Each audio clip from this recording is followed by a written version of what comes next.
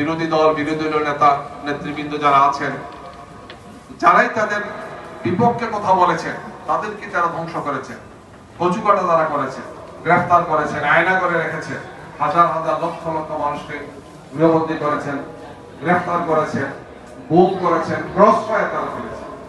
এই সব কিছু তাদের উদ্দেশ্য একটাই ছিল যে কোনো মূল্যে এই দেশে তারা অনন্তকাল থাকবে।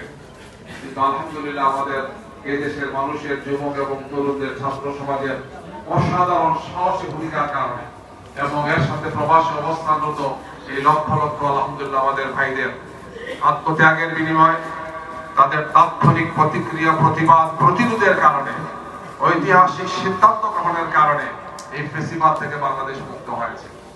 আমরা প্রবাসী ভাইদেরকে মুবারকবাদ জানাই, যারা জাতির এই কঠিন দুর্যোগপূর্ণ সময় দায়িত্ব পালন করেছেন, ঐতিহাসিক ভূমিকা তারা পালন করেছেন। আমরা এই